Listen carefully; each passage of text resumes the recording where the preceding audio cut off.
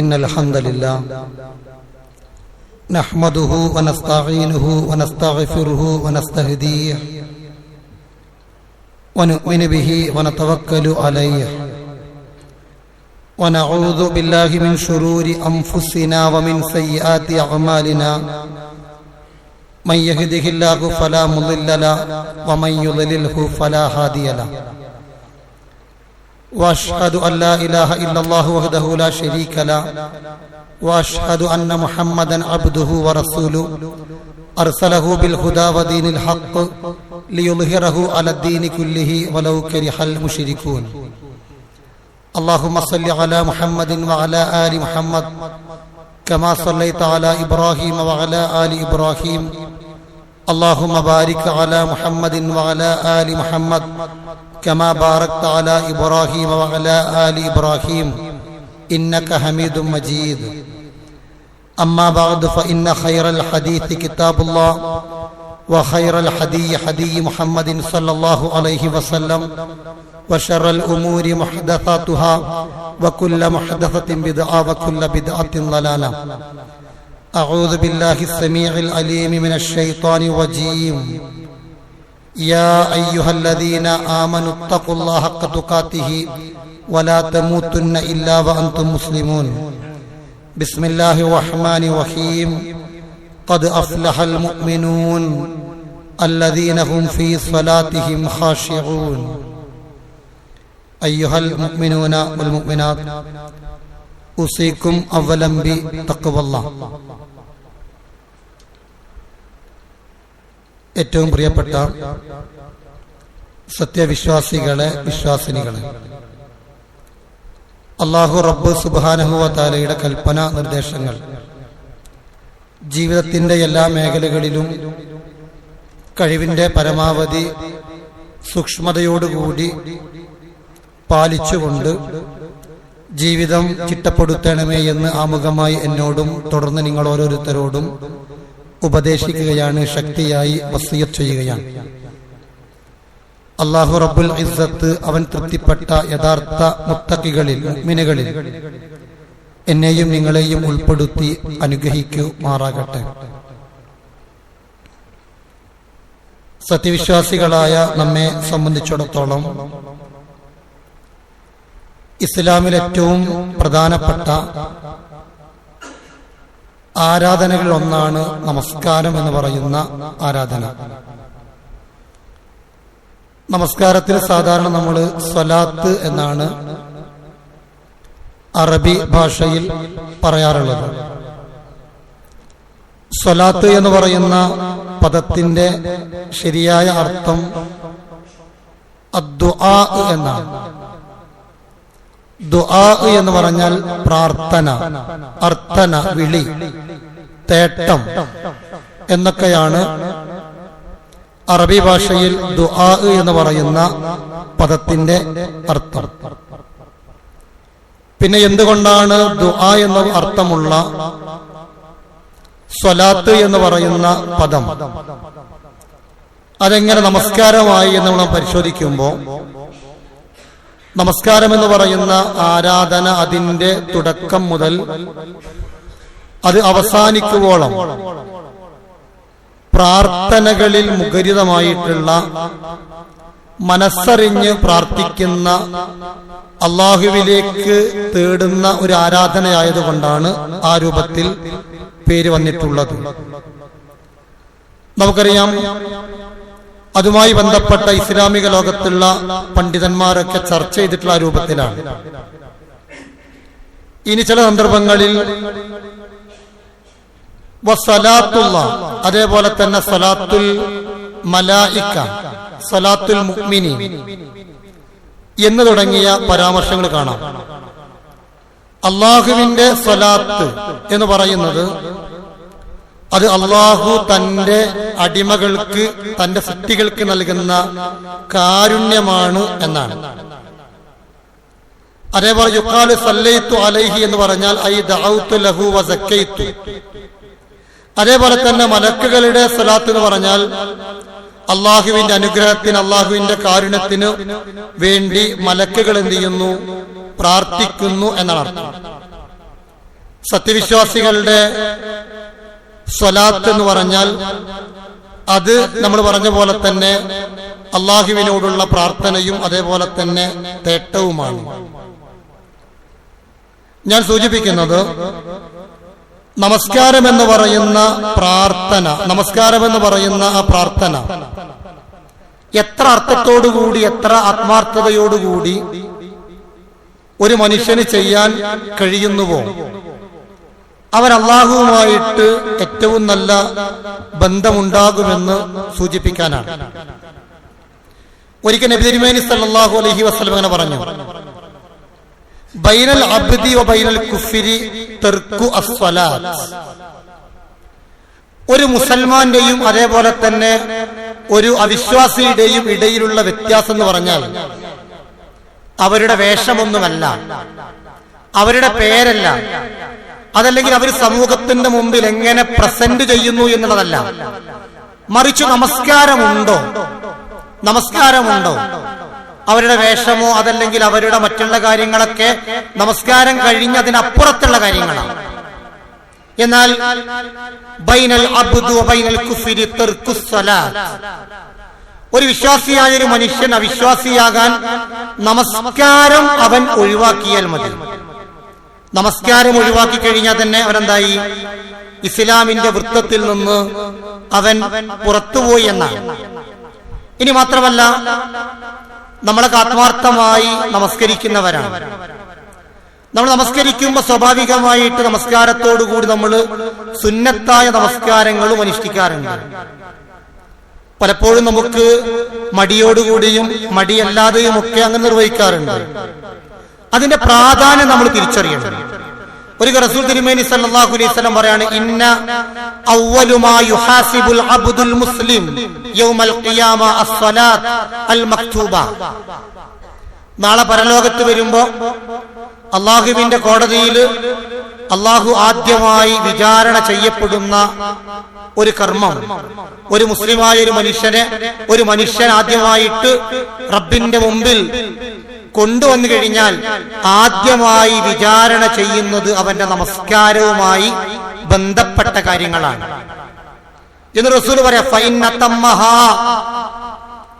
ആ നമസ്കാരത്തിന്റെ വിഷയങ്ങളിൽ അവൻ പെർഫെക്റ്റ് ആണെങ്കിൽ അവൻ പകുതി രക്ഷപ്പെട്ടു. എന്നാൽ ആ നമസ്കാരത്തിന്റെ കാര്യത്തിൽ അവൻ പിന്നോട്ടാണെങ്കിൽ അള്ളാഹു പറയുമത്രേ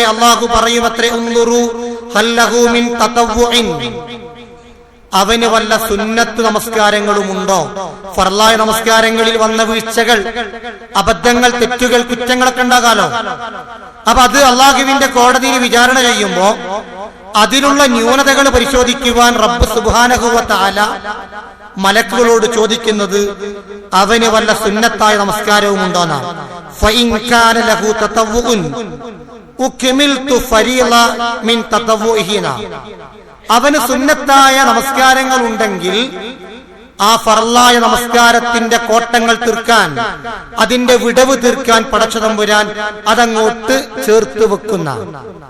നമ്മൾ ആലോചിച്ചു നോക്കൂ, നമ്മൾ നമസ്കരിക്കുമ്പോ അതല്ലെങ്കിൽ സുന്നത്തായ നമസ്കാരങ്ങൾ നമ്മൾ നിർവഹിക്കുമ്പോ ഈ ഒരു ചിന്ത, ഈ ഒരു ബോധം, ഈ ഒരു വിചാരം നമ്മുടെയൊക്കെ മനസ്സിലുണ്ടെങ്കിൽ സ്വാഭാവികമായി നമ്മുടെ കർമ്മങ്ങളൊക്കെ എന്ത് ചെയ്യും?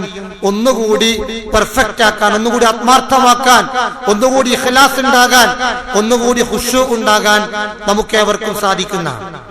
എന്നിട്ട് നബി തിരുമേനി സല്ലല്ലാഹു അലൈഹി വസല്ലമ ഈ ഹദീസ് അവസാനിപ്പിക്കുന്ന എങ്ങനെ അറിയോ? സുമ്മ യുഫ്അലു ബിസാഇരിൽ അഅമാരിൽ മഫ്റൂള മിസ്ല ദാലികാന. ഫർളായിട്ടുള്ള ഇസ്ലാം പഠിപ്പിച്ച ഏതൊരു കർമ്മങ്ങളും അല്ലാഹു സുബ്ഹാനഹു വ തആല നാളെ ഈ രൂപത്തിലാണ് വിചാരണ ചെയ്യപ്പെടുന്നത്. നമസ്കാരത്തിന്റെ കാര്യമല്ല, നമസ്കാരത്തിന്റെ കാര്യം മാത്രമല്ല, നോമ്പാണെങ്കിലും സക്കാത്താണെങ്കിലും മറ്റു കർമ്മങ്ങളാണെങ്കിലും ഈ രൂപത്തിലാണ് അല്ലാഹു സുബ്ഹാനഹു വ തആല എന്റെയും നിങ്ങളുടെയും കർമ്മങ്ങള് നാളെ വിചാരണക്കെടുക്കുന്നത് എന്ന് റബ്ബ് സുബ്ഹാനഹു വ തആല പറഞ്ഞതായിട്ട് പ്രവാചക തിരുമേനി സല്ലല്ലാഹു അലൈഹി വസല്ലം പഠിപ്പിക്കാം.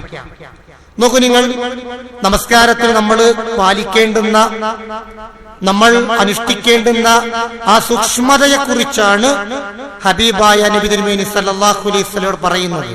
നമസ്കാരം എന്ന് പറയുന്നത് കേവലം ഒരു കാട്ടിക്കൂട്ടലല്ല, കേവലം ഒരു യാന്ത്രികമായി നിർവഹിക്കേണ്ടുന്ന തക്ബീറത്തുൽ ഇഹ്റാം തുടങ്ങി സലാം കൊണ്ട് അവസാനിപ്പിക്കുന്ന റുക്കൂഉം സുജൂദും ഇഅ്തിദാലും അതേപോലെ തന്നെ മറ്റു കർമ്മങ്ങളൊക്കെ അടങ്ങിയ പ്രാർത്ഥന അടങ്ങിയ കേവലം ഇങ്ങനെ ചെയ്തു പോകേണ്ട ഒരു കാര്യമല്ല. മറിച്ച് എന്ത് ചെയ്യണം? അതിൽ വിശ്വാസികളായ നമുക്ക് എന്തുണ്ട്? സൂക്ഷ്മത ഉണ്ടാകണമെന്നാണ് ഖുർആൻ പറഞ്ഞല്ലോ. ഖദ് അഫ്ലഹൽ മുഅ്മിനൂൻ, വിശ്വാസികളായ ആളുകളാൽ വിജയിച്ചിരിക്കുന്നു, വിശ്വാസികൾ വിജയിച്ചിരിക്കുന്നു, സത്യവിശ്വാസികൾ വിജയിച്ചിരിക്കുന്നു. ഖദ് എന്ന് പറഞ്ഞാൽ ഉറപ്പിച്ചു പറയുന്ന കാര്യമാണ്. തീർച്ചയായും നിശ്ചയമായും ഉറപ്പായിട്ടും അഫ്ലഹ അൽ മുഅ്മിനൂൻ, സത്യവിശ്വാസികൾ വിജയിച്ചിരിക്കുന്നു എന്ന് പറഞ്ഞ് ഖുർആൻ പറയും അല്ലദീനഹും ഫീ സ്വലാത്തിഹിം ഖാശിഊൻ.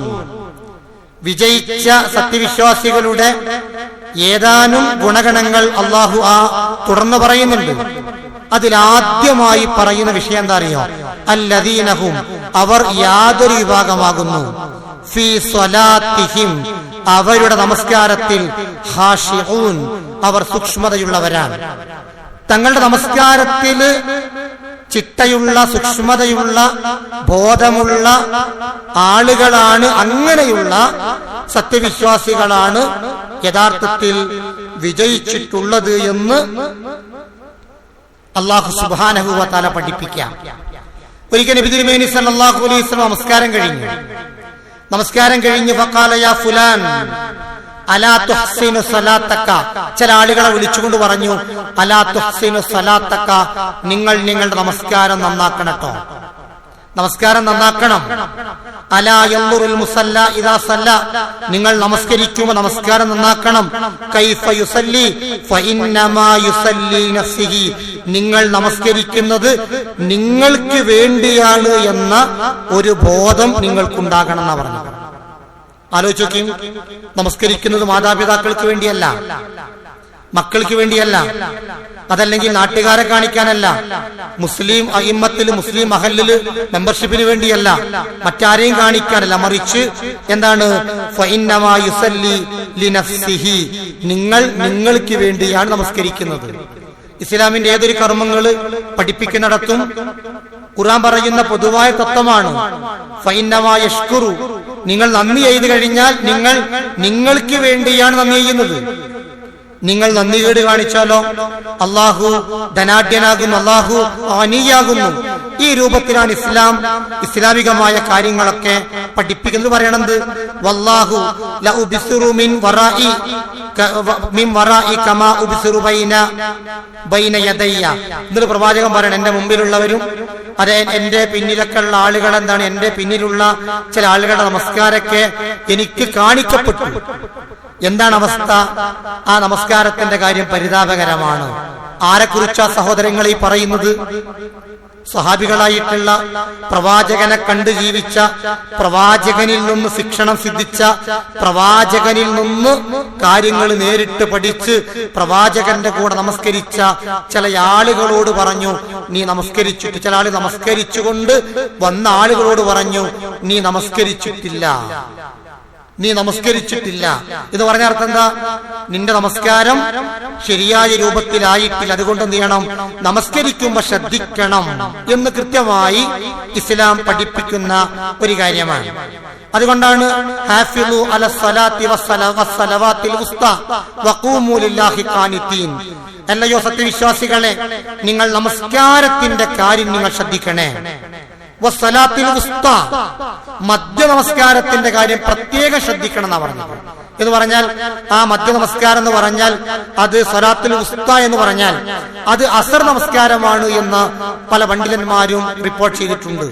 എന്ന് പറഞ്ഞാൽ നമസ്കാരങ്ങളൊക്കെ ശ്രദ്ധിക്കണം. പ്രത്യേകിച്ച് അസർ നമസ്കാരം നമ്മൾ അല്പമൊന്ന് മയങ്ങുന്ന, ഒന്ന് തളർന്നു പോകുന്ന ഒരു സമയമായത് കൊണ്ടായിരിക്കാം ആ രൂപത്തിൽ പറഞ്ഞിട്ടു. അസ്റുമായി ബന്ധപ്പെട്ട കാര്യങ്ങൾ പിന്നെയും പറയുന്നുണ്ട്.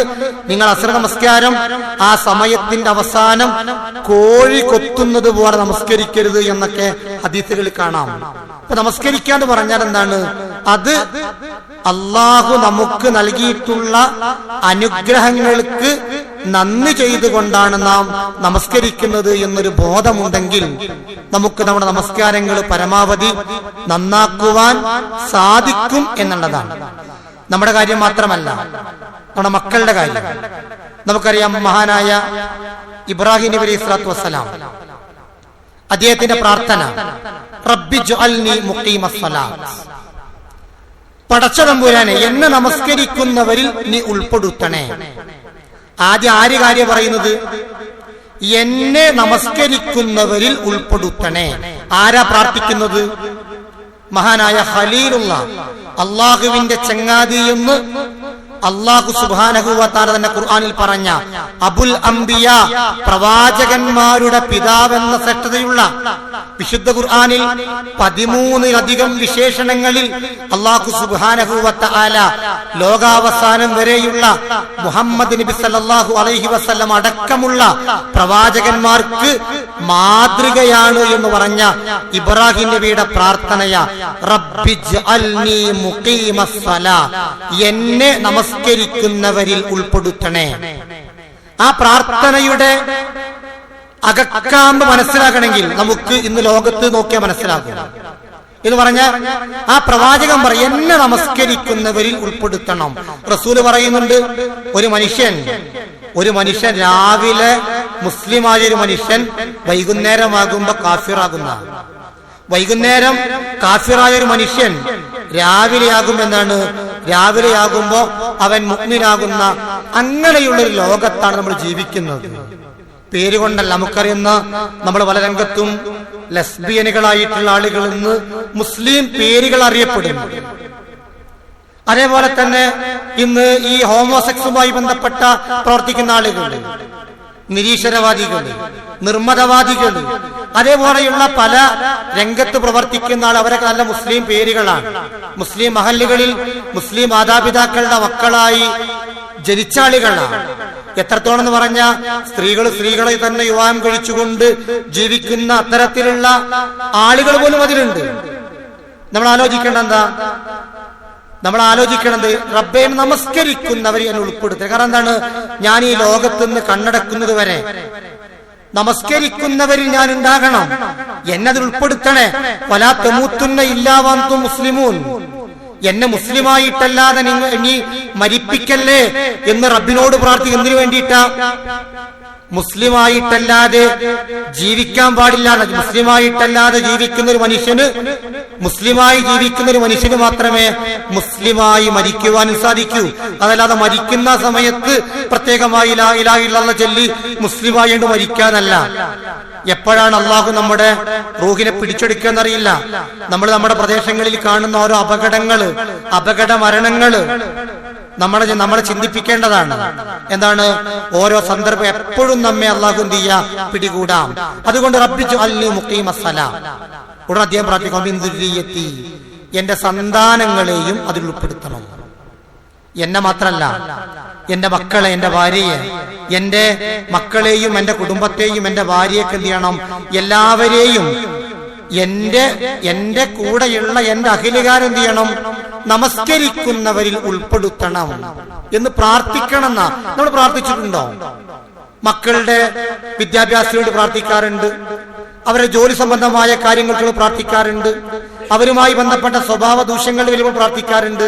എന്നാൽ എന്റെ മക്കളെ നമസ്കരിക്കുന്നവരിൽ ഉൾപ്പെടുത്തണേ, എന്നെയും എന്റെ സന്താനങ്ങളെയും നമസ്കരിക്കുന്നവരിൽ ഉൾപ്പെടുത്തണേ എന്ന് പ്രാർത്ഥിച്ചുകൊണ്ട് ഇബ്രാഹിം പറയാം റബ്ബനാ വതഖബ്ബൽ ദുആ, പടച്ചോനെ എന്റെ പ്രാർത്ഥനയും കൂടി സ്വീകരിക്കണേ, എന്റെ പ്രാർത്ഥന സ്വീകരിക്കണേ.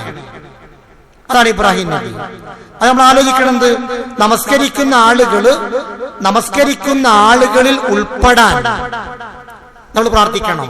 ഈ ലോകത്ത് നല്ല വിദ്യാഭ്യാസം ഉണ്ടായിക്കഴിഞ്ഞാൽ, നല്ല ജോലി ഉണ്ടായിക്കഴിഞ്ഞാൽ, നല്ല സാലറി ഉണ്ടായിക്കഴിഞ്ഞാൽ, നല്ല ബിസിനസ് ഉണ്ടായിക്കഴിഞ്ഞാൽ, നല്ല ഇൻകം ഉണ്ടായിക്കഴിഞ്ഞാൽ എല്ലാം ആയി എന്ന് വിചാരിക്കുന്ന ഒരു ലോകത്താണ് നമ്മൾ ജീവിക്കുന്നത്.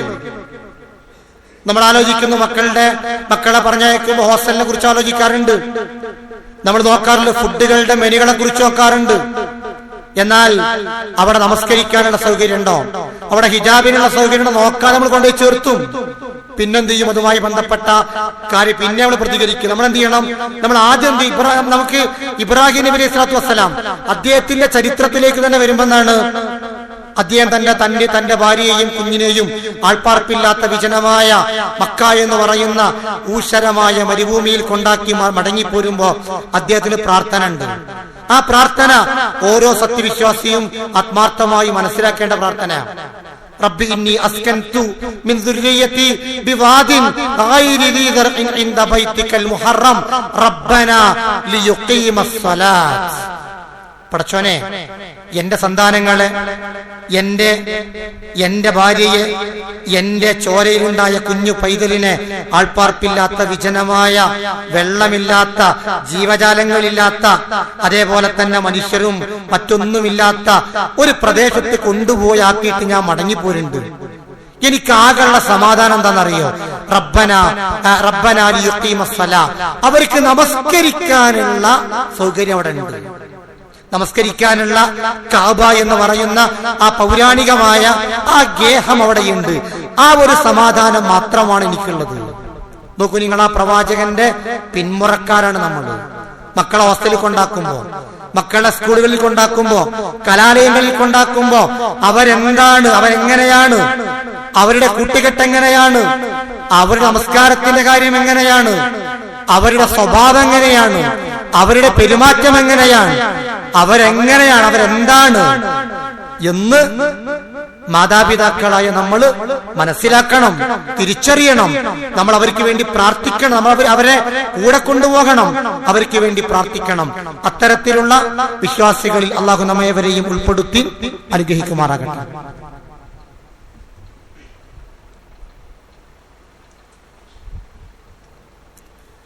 ഇന്നൽ ഹംദുലില്ലാഹ് والعاقبة للمتقين ولا عدوان إلا على الظالمين والصلاة والسلام على أشرف الأنبياء والمرسلين نبينا محمد وعلى آله وصحبه الفائزين فمن تبعهم بإحسان إلى يوم الدين اتقوا الله عباد الله. ഒരിക്കൽ കൂടി അല്ലാഹു റബ്ബ് സുബ്ഹാനഹു വ തആലയുടെ കൽപ്പനാ നിർദ്ദേശങ്ങൾ പാലിച്ച് ജീവിതത്തിൽ കഴിവിന്റെ പരമാവധി സൂക്ഷ്മത പാലിച്ചുകൊണ്ട് ജീവിതം മുമ്പോട്ട് നയിക്കണമേ എന്ന് ആത്മാർത്ഥമായി എന്നോടെന്ന പോലെ നിങ്ങൾ ഓരോരുത്തരോടും ഉപദേശിക്കുകയാണ്, ശക്തിയായി വസിയത്ത് ചെയ്യുകയാണ്. പറഞ്ഞു വന്നത്, നമ്മൾ നമസ്കാരത്തിന് മക്കൾക്ക് മാതൃകയാകണമെന്നുള്ളതാണ്. നമ്മൾ മാതൃകയാകാതെ നമ്മുടെ മക്കൾ ഈ പാതയിലേക്ക് ഒരിക്കലും വന്നെത്തുകയില്ല. നമസ്കാരത്തിന്റെ സമയങ്ങളിൽ നമ്മൾ വീട്ടിലിരിക്കുകയും മക്കളെ പള്ളിയിലേക്ക് പറഞ്ഞയക്കുകയും ചെയ്യുന്ന രക്ഷിതാക്കളായി മാറാൻ പാടില്ല. നമുക്കറിയാലോ, പ്രവാചക തിരുമേനി സല്ലല്ലാഹു അലൈഹി വസല്ലമക്ക് മറ്റു എല്ലാ ആരാധനകളും നിർബന്ധമാക്കിയിട്ടുള്ളത് ഭൂമി ലോകത്ത് വെച്ചാണ്. എന്നാൽ നമസ്കാരം എന്ന് പറയുന്ന ഈ ഗിഫ്റ്റ് അള്ളാഹു പ്രവാചകന് മുസ്ലിം ഉമ്മത്തിന് നൽകിയിട്ടുള്ളത് വാനലോകത്ത് വെച്ചാണ്.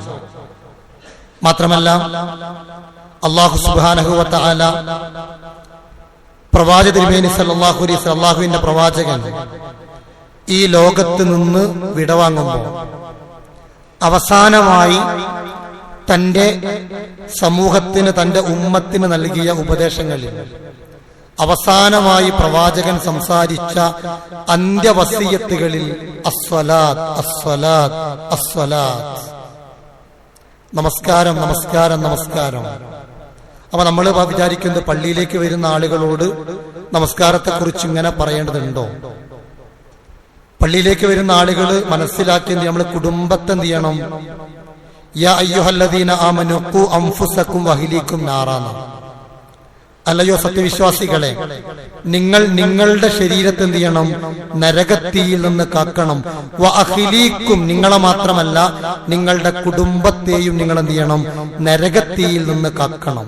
പള്ളിയിലേക്ക് വരുന്ന, ജുമുഅയിൽ പങ്കെടുക്കുന്ന നമ്മുടെ എത്ര കുടുംബങ്ങൾ ജുമുഅയിൽ പങ്കെടുക്കുന്നുണ്ട്? നിങ്ങളൊന്ന് ആലോചിക്കണം. നമ്മുടെ ഭാര്യ, നമ്മുടെ മക്കൾ, പലപ്പോഴും അവര് ജീവിതാവസാനം വരെ പാചകകലകളുമായിട്ട് ഇങ്ങനെ കഴിഞ്ഞു പോയാൽ മതിയോ? നമ്മൾ ആലോചിക്കേണ്ടേ? അതല്ലെങ്കിൽ നമ്മുടെ വീടുകളിൽ നിന്ന് അവർ നമസ്കരിക്കാനും ജമാഅത്തുകളിലും അതേപോലെ തന്നെ ജുമുഅക്കൊക്കെ സൗകര്യമുള്ള സ്ഥലങ്ങളിൽ സ്ത്രീകളെ സംബന്ധിച്ചിടത്തോളം ജുമുഅ നിർബന്ധമാണല്ലോ. എത്രത്തോളം ഷാഫിഈ മദ്ഹബിൽ അടക്കം എന്താണ്? ഷാഫിഈ മദ്ഹബിൽ അടക്കം എന്താ? സ്ത്രീകളെ സംബന്ധിച്ചിടത്തോളം ജുമുഅയുടെ സമയം കഴിഞ്ഞു എന്ന് ഉറപ്പ് വരാതെ ളുഹ്ർ നമസ്കരിക്കാൻ പാടില്ല എന്ന ഇസ്ലാമിക നിയമം. അപ്പൊ നമ്മൾ എന്ത് ചെയ്യണം? നമ്മളെല്ലാ രംഗത്തുണ്ട്, പൊതുരംഗത്തുണ്ട്, എല്ലാ രംഗത്തും. പക്ഷെ എന്താണ്? നമ്മുടെ കുടുംബത്തെ കൂടി എന്ത് ചെയ്യണം? നമ്മൾ ഈ രംഗത്തേക്ക് കൊണ്ടുവന്നാൽ മാത്രമേ അതല്ലെങ്കിൽ എന്താണ്? നമ്മളെ മക്കൾ എന്ത് ചെയ്യും? വരുന്നൊരു തലമുറ എന്ത് ചെയ്യും? നശിച്ചു പോകും. നമ്മള് പള്ളിയുടെ സെക്രട്ടറിയും പ്രസിഡന്റും അതല്ലെങ്കിൽ പള്ളിയുമായി ബന്ധപ്പെട്ട മദ്രസയുമായി ബന്ധപ്പെട്ട നാട്ടിലുള്ള മത സംഘടനയുമായി ബന്ധപ്പെട്ട ജീവകാരുണ്യ പ്രവർത്തനങ്ങളൊക്കെ സജീവമാണ്. എന്ത് ചെയ്യണം? നമ്മുടെ മക്കളെ കൂടി ആ രംഗത്തേക്ക് നമ്മൾ കൈപിടിച്ചു കൊണ്ടുപോകണം. എന്നാൽ മാത്രമേ നമ്മൾ മരിക്കുമ്പോ നാളെ നമ്മുടെ മയ്യത്ത് മുമ്പിൽ വെച്ചുകൊണ്ട് ഒന്ന് ഇമാം നിൽക്കാനുള്ള കെൽപ്പ് നമ്മുടെ മക്കൾ കിട്ടണമെങ്കിൽ, അവരുടെ മുട്ടുകാല് വറക്കാതെ വാപ്പയുടെ മയ്യത്തിന് മുമ്പിൽ നിന്നുകൊണ്ട് മയ്യത്ത് നമസ്കരിക്കാൻ ആ മകന് ത്രാണി ഉണ്ടെങ്കിൽ എന്ത് ചെയ്യണം? നമ്മൾ അവരെ കൂടെ കൊണ്ടുപോകണം. അതല്ലെങ്കിൽ അവൻ ലസ്ബിയനായി, അവൻ മറ്റതായി, അവൻ എന്താണ്? നിരീശ്വരവാദിയായി, അവൻ നമസ്കാരത്തെക്കുറിച്ച് ചിന്തയില്ല, അവന്റെ മുടി ഇങ്ങനെയാണ്, അവന്റെ താടി ഇങ്ങനെയാണ്, അവൻ ഇങ്ങനെ കോലത്തിലാണെന്ന് പറഞ്ഞ കാര്യമില്ല. നമ്മൾ കൂടെ കൊണ്ടുവന്നാലേ അവരെന്ത് ചെയ്യുള്ളൂ? കുടുംബത്തെ കൂട്ടിക്കൊണ്ടാണ് ഇസ്ലാം സംസ്കരിക്കേണ്ടത്. അള്ളാഹു അനുഗ്രഹിക്കുമാറാകട്ടെ. അറിഞ്ഞും അറിയാതെയുമായി വന്നു പോയിട്ടുള്ള എല്ലാ തെറ്റുകുറ്റങ്ങളും അവന്റെ മഹത്തായ ഫദ്ല് കൊണ്ട് വിട്ടുപുറത്ത് മാപ്പാക്കി തരുമാറാകട്ടെ. അറിഞ്ഞും അറിയാതെയുമായി വന്നു പോയിട്ടുള്ള എല്ലാ അബദ്ധങ്ങളും എല്ലാ തെറ്റുകുറ്റങ്ങളും അവന്റെ മഹത്തായ ഫദ്ല് കൊണ്ട് അവൻ വിട്ടുപുറത്തു മാപ്പാക്കി തരുമാറാകട്ടെ. അള്ളാഹുവെ, ഞങ്ങളുടെ മക്കളിലും ഇണകളിലും നീ കൺകുളിർമയും സന്തോഷവും സമാധാനവും നീ പ്രദാനം ചെയ്യണമേ. അള്ളാഹുവെ, ഞങ്ങളിൽ നിന്ന് ഒരുപാട് രോഗികളായിട്ടുണ്ട്. അവരുടെ രോഗങ്ങൾ നീ പരിപൂർണമായി ഷിഫ ചെയ്ത് കൊടുക്കണമേ. അള്ളാഹുവെ, ഞങ്ങളിൽ നിന്ന് മരണപ്പെട്ടു പോയ മാതാപിതാക്കൾ, ബന്ധുമിത്രാദികൾ, അവർക്ക് നീ മഗ്ഫിറത്തും മർഹമത്തും നൽകി അനുഗ്രഹിക്കണമേ. അല്ലാഹുമ്മ അഗ്ഫിർ ലിൽ മുഅ്മിനീന വൽ മുഅ്മിനാത്ത് വൽ മുസ്ലിമീന വൽ മുസ്ലിമാത്ത് അൽ അഹ്യാഇ മിൻഹും വൽ അംവാത്ത് ഇന്നക മുജീബുദ് ദഅവാതി വഖാദിയൽ ഹാജാത്ത്. റബ്ബനാ തഖബ്ബൽ മിന്നാ ഇന്നക അൻതസ് സമീഉൽ അലീം വതുബ് അലൈനാ ഇന്നക അൻതത് തവ്വാബുർ റഹീം. അല്ലാഹുമ്മ അജിർനാ മിനൻ നാർ, അല്ലാഹുമ്മ അജിർനാ മിനൻ നാർ, അല്ലാഹുമ്മ അജിർനാ മിനൻ നാർ. റബ്ബനാ സ്രിഫ് അന്നാ അദാബ ജഹന്നം ഇന്ന അദാബഹാ കാന ഗറാമ ഇന്നഹാ സാഅത്ത് മുസ്തഖറൻ വമുഖാമ. റബ്ബനാ اغفر لنا ولإخواننا الذين سبقونا بالإيمان ولا تجعل في قلوبنا غلا للذين آمنوا ربنا إنك رؤوف رحيم. آمين آمين آمين برحمتك يا أرحم الراحمين.